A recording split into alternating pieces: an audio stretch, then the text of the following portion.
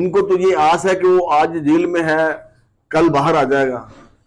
मेरी दुनिया उजड़ गई, मेरे ने किसी ने वापस आना। मैं उनके खून का हिसाब लेने के लिए दर दर ठोकरें खा रहा हूं, और उस ठोकर में ये जो हालत है, मुझे भी मर गए मस्जिद पे डाल दिया गया है कि तुम परसू कर रहे हो तो तुम्हारे साथ यही करेंगे। अगर मैं ले ना सका तेरी मोहब्बतों, तेरी खुशियों, तेरी चाहतों के कातिल से हिसाब, फक्त एक सिफारिश अपनी जन्नत के रब से करना, फक्त एक सिफारिश अपनी जन्नत के रब से करना, मुझे भी बुला ले वहां जहां तुम्हें आबाद। सबसे ज्यादा याद जो ना वो बेटे बड़े की आती है, बहुत ज्यादा, जिसे मैं एक लम्हा भी नहीं भूल सकता। वो मेरा बेटा नहीं था, मेरा दोस्त था। बिस्मिल्लाहिर्रहमानिर्रहीम। पाकिस्तान और दुनिया भर में देखने वालों को अस्सलाम वालेकुम। मेरा नाम मियां मोहम्मद आसिफ। नाजरीन, घर उजड़ जाए तो किस तरह होता है। जो 24 घंटे साथ रहते हैं, बेटा, बहू, बीवी, खून के रिश्ते, वो दुनिया से अचानक चले जाएं तो क्या होता है। जब अकेला इंसान रह जाता है तो क्या होता है। मेरे साथ एक बार फिर रफाकत साहब मौजूद हैं। इनका केस अदालत में है, मुल्जम की जमानत थी, अभी क्या हुआ है इनसे जानेंगे। अस्सलाम वालेकुम जी। वालेकुम अस्सलाम। रफाकत साहब, सबसे पहले तो आपका जो मुल्जम है उसकी जमानत की तारीख थी, क्या बना? जी, वो बच्चे की जो है ना, वो लड़के की बेल कैंसिल हो गई है। वो जज साहब ने बेल उसकी कैंसिल कर दी है। और आप तो कह रहे थे कि मुझे बड़ा मुश्किल है इंसाफ लेना, इस मुआशरे से इंसाफ के लिए लड़ना, लेकिन जज साहब ने तो मेरिट पे उसकी जमानत जो है वो मंसूख कर दी है। जी, मैं शुक्रगुजार हूँ जज साहब का भी और बिलखसूस अपने वकला का।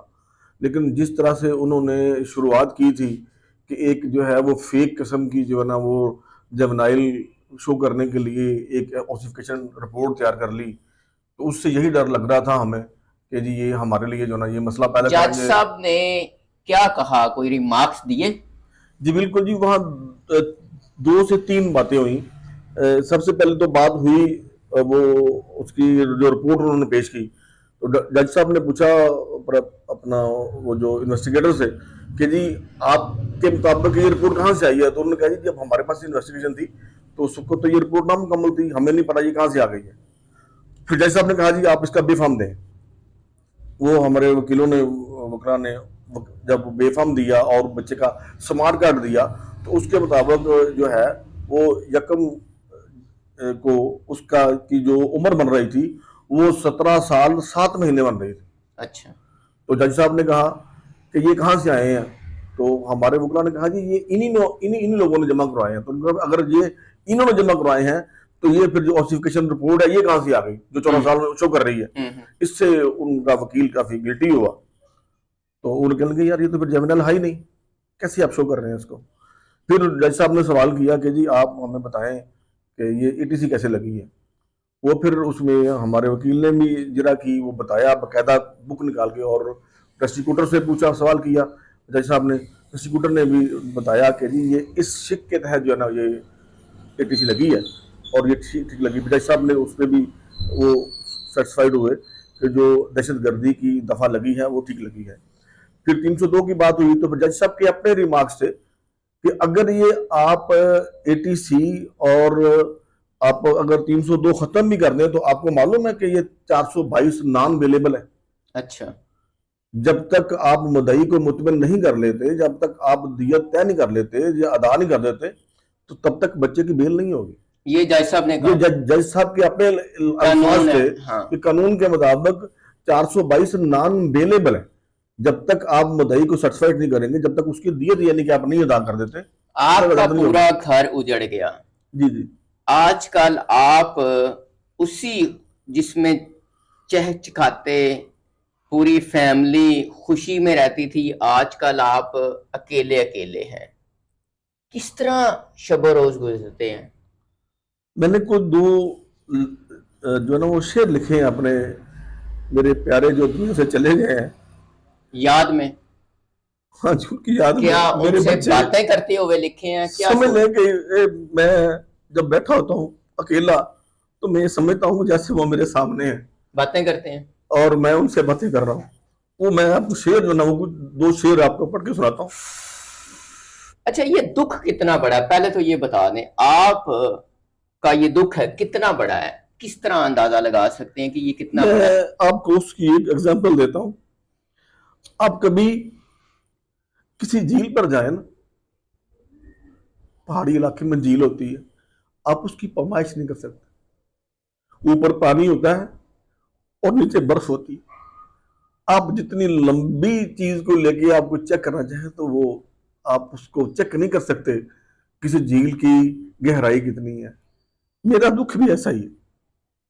आपने क्या लिखा है और आपको क्या लगता है कि आपकी जो गुफ्तगू है, जो शायरी है, जो आपने लिखा है, क्या वो आपके प्यारे सुन रहे हैं? मैं यही महसूस करता हूँ, वो मेरे साथ है, मेरे पास बैठे हैं, वो बाजार मुझे नजर नहीं आ रहे हैं, मेरे दुख में शरीक है। ये और उन्हीं मुझे को मुखातब करते हुए लिखा ये है? मैंने ये उन्हीं को मुखातिब करके लिखी। सुनाए जी।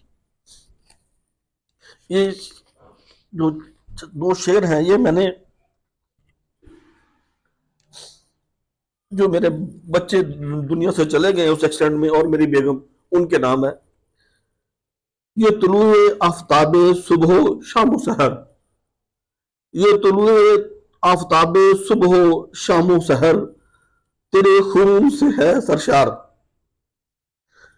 ये तुलुए आफ्ताब सुबह शाम सहर, तेरे खून से है सरशार।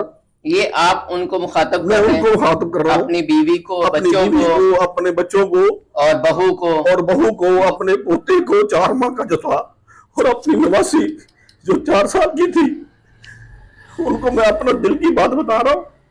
और सब उनके खून के जिक्र कर रहे उनका हैं। जिक्र कर रहे हैं, क्योंकि वो जो उस वक्त नवंबर 11 की रात जो जो मेरे ऊपर क़यामत टूटी और जो खून से लथपथ थे, पूरे ग्रीन बेल्ट, पूरी गाड़ी,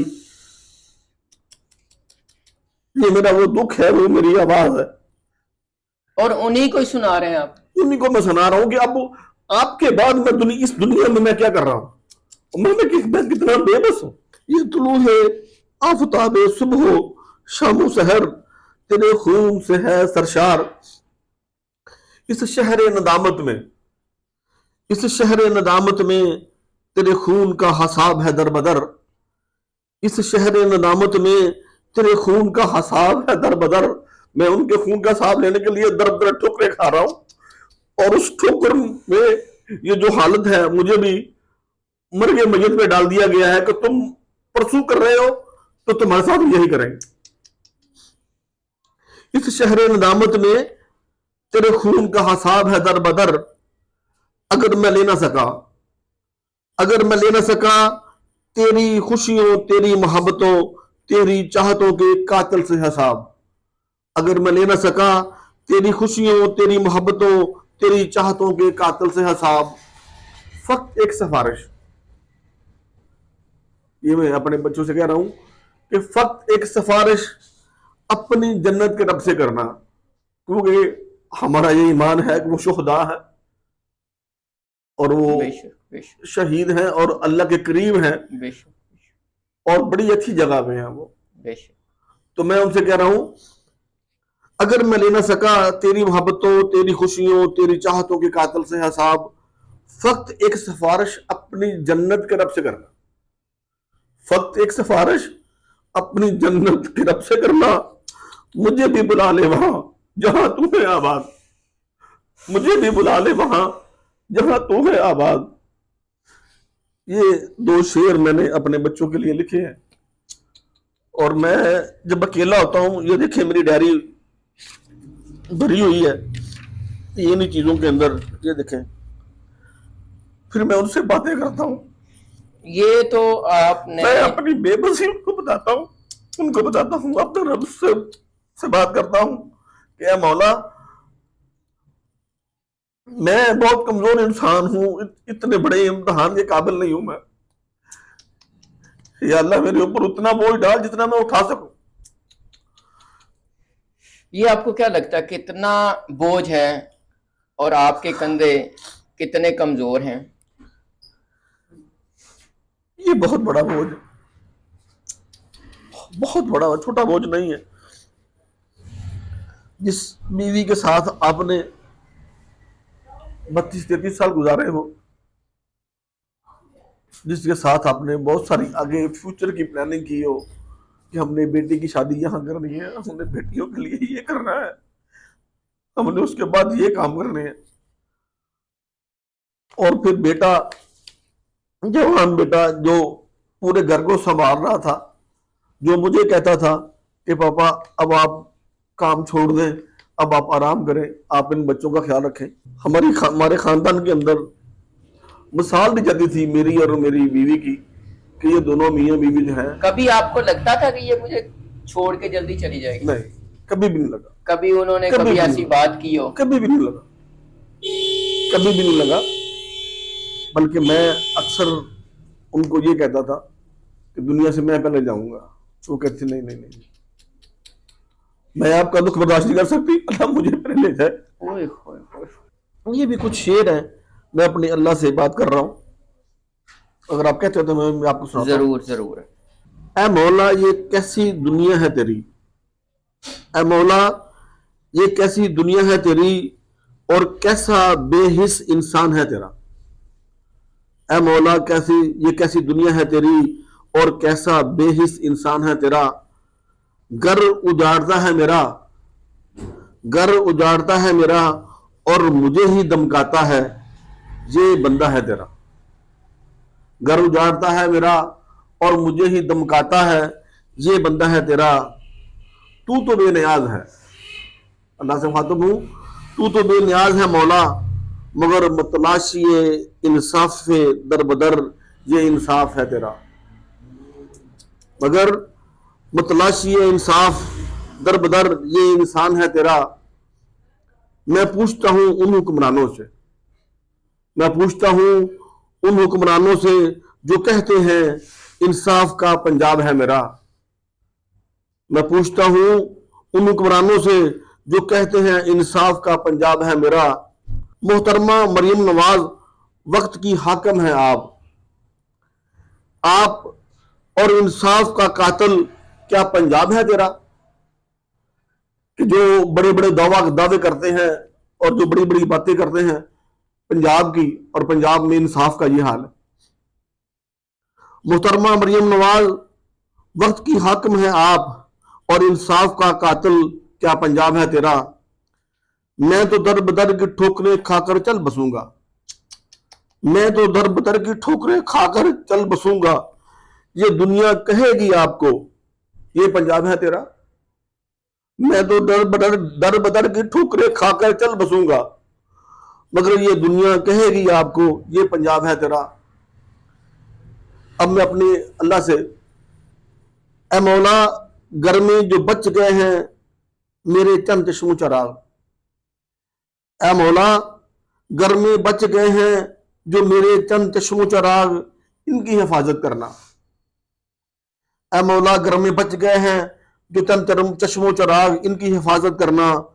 क्योंकि तेरे सिवा कोई मुश्किल कुशा नहीं मेरा, क्योंकि तेरे सिवा कोई मुश्किल कुशा नहीं मेरा। क्योंकि मैं बंदा हूं तेरा, क्योंकि मैं बंदा हूं तेरा। सबसे ज्यादा याद जो ना वो बेटे बड़े की आती है, बहुत ज्यादा, जिसे मैं एक लम्हा भी नहीं भूल सकता। वो मेरा बेटा नहीं था, मेरा दोस्त था। और मेरी बीवी, बहुत प्यारी बीवी, जिसने हमेशा मेरा साथ दिया। जो भी मैं बात करता था घर के फैसलों में, तो उसका ये होता है जैसे आप कहते हैं वैसे ठीक है। और मेरे बारे में अक्सर ये होता था कि फैमिली में कुछ लोग कहते थे कि रुखसाना तेरा खामन जो भी कह दे वही ठीक है, बच्चों को रिश्तों का मामला हो, बाकी मामला तो हो, तो आप हमेशा यही कहती हो कि नहीं जो फाकिफ ने कर दिया वो ठीक है। तो मेरी बीवी कहा करती थी कि उन्होंने मुझे इज्जत इतनी दी है घर में, खानदान में, इसलिए मैं जो ये वो कहें मैं उनके पीछे। जब मैं इस रिश्ते के लिए गया तो ये बेटी जो है, जो मेरी बहू है, वो उधर घर में खाना वगैरह, बच्ची अभी कॉलेज से फारग हुई थी, तो खाना वगैरह नहीं बना सकती थी। खाना बनाना मेरी हॉबी है, मेरे पूरे खानदान में मशहूर है कि रफाकत खाना बहुत अच्छा बनाता है। तो मेरी बहू को उसकी वालदा कहने लगी कि आयशा बेटा तू खाना पकाना सीख ले, तूने नए घर जाना है। तो मैं उस वक्त जब रिश्ता लेने गया तो उनको पता चला, 2-3 मरतबा गया है, तो मुझे बहू की आज भी बात याद है। वो कहने लगी मुझे बाबा सिखा देंगे। मेरे ससुर जो है वो बहुत अच्छे नेक इंसान है और वो मुझे सिखा देंगे। और उस बेटी ने आकर मुझे बेटी बन के बता दिखाया कि मैं आपकी बेटी हूं, और मुझे वो बाबा कहती थी और वो बहुत ख्याल करती थी, बहुत ज्यादा।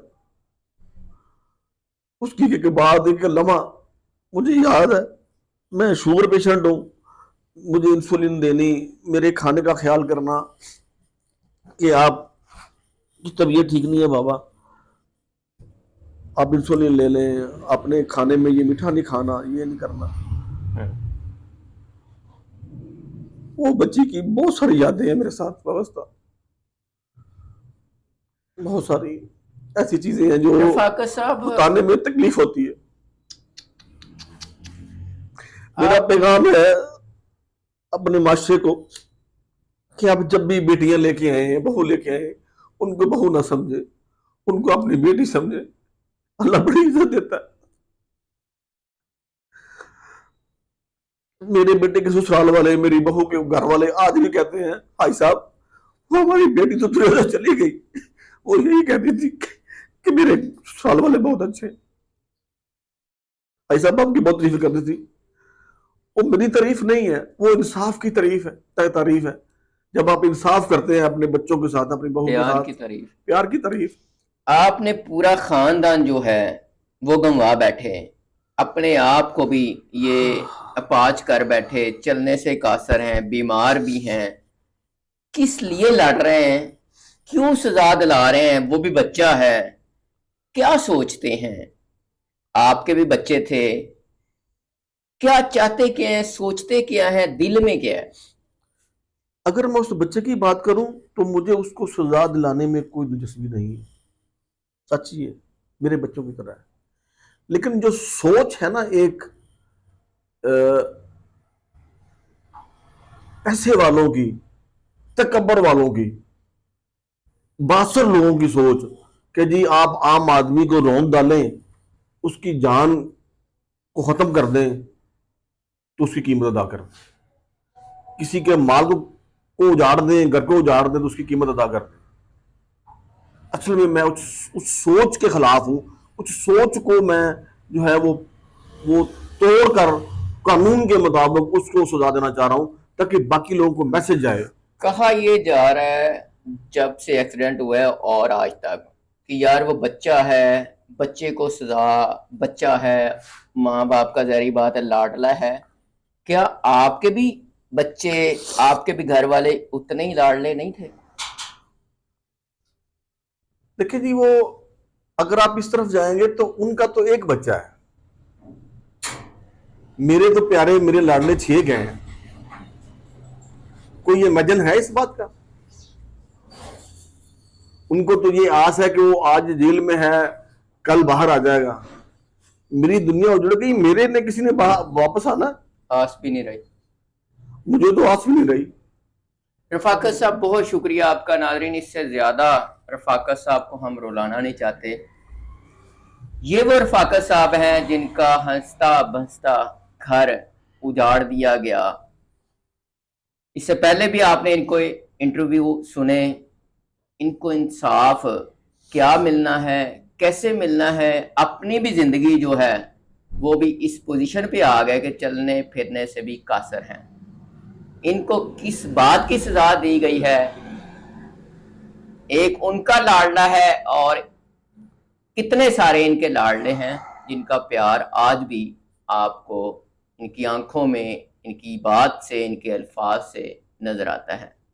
अपनी राय का इजहार कीजिएगा और हुक्मरानों के लिए, इंसाफ देने वालों के लिए इनका पैगाम भी आपने सुन लिया। इजाजत दीजिए, अल्लाह ने के बाद।